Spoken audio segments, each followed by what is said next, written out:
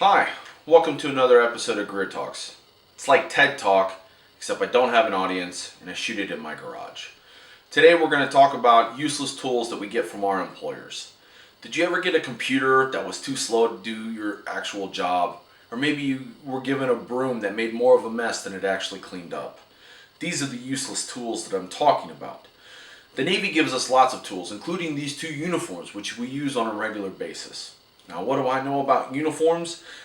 I've had 21 years of experience with them, including been around for 4 different uniform changes. So I know a lot about the usefulness and uselessness of a uniform. Now, how is any of this relevant? It's because these two uniforms right here are unsafe and dangerous. Why are they unsafe? Before we get started, we need to go back in time and talk about where uniforms actually came from. In 1791, the Secretary of War declared that we needed uniforms in the Navy. They gave explicit instructions to the officers on what to wear, including what type of hat, jacket, pants, and regalia. Now for the enlisted, they gave instructions like wear a hat, a jacket, a vest, a shirt, and pants.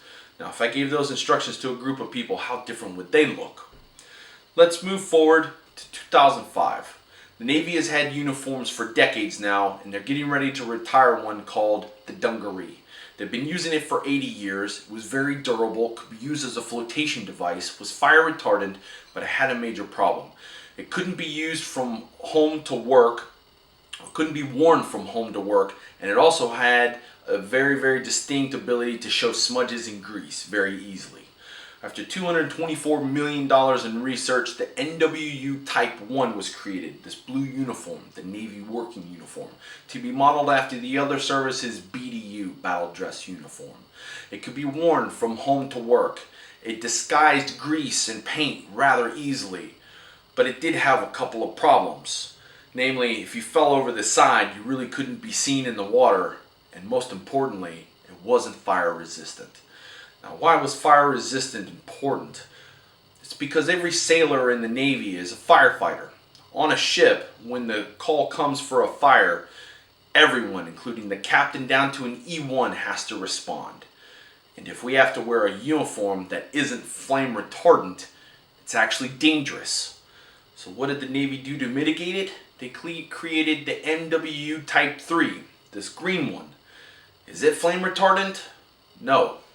No, it isn't. But it's a stepping stone to the next generation of uniforms.